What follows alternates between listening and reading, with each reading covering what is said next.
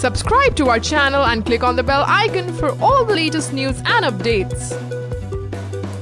There has been a lot of controversies about Vande Mataram. Who has right to say Vande Mataram? Those who don't respect women can chant Vande Mataram? Well, this is Gulab and you're watching One India News YouTube channel. Prime Minister Narendra Modi said that a person has no right to chant Vande Mataram if he does not care about cleanliness and disrespects women. मैं यहाँ आया इतनी पूरी ताकत से वंदे मातरम सुन रहा था, रोंगटे खड़े हो जाते हैं।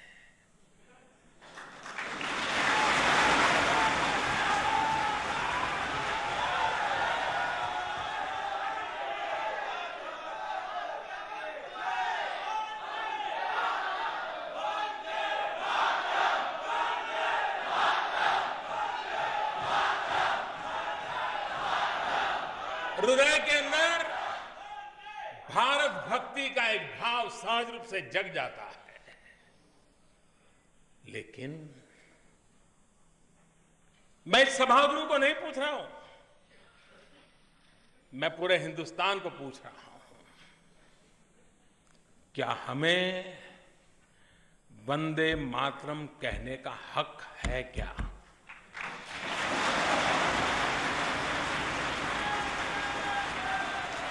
मैं जानता हूं मेरी ये बात बहुत लोगों को चोट पहुंचाएगी, मैं जानता हूं।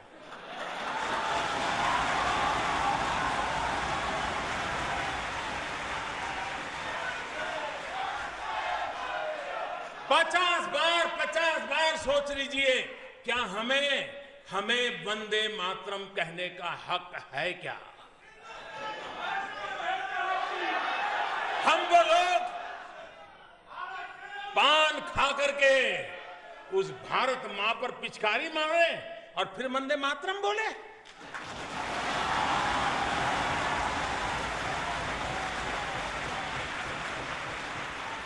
हम वो लोग सारा कूड़ा कचरा भारत मां पर फेंके और फिर वंदे मातरम बोले?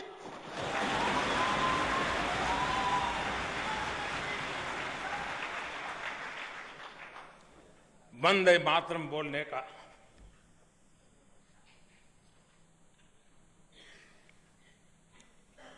इस देश में सबसे पहला किसी को हक है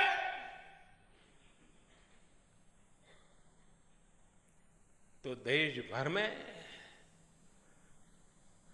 सफाई का काम करने वाले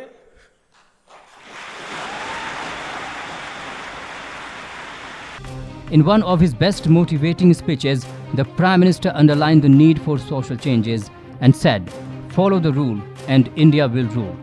During a students' convention marking the 125th anniversary of Swami Vivekananda's Chicago address and Pandit Deen Dayal Upadhyay's centenary, Modi said that people often say Vande Mataram. But we should ask ourselves, do we respect women? I know it will hurt many people, but do we have the right to say it? Think 50 times if we have the right. Modi also asked, we chew pan and then spit on Mother India, and then can we say Vande Mataram? Throw all waste on Mother India and then say Vande Mataram.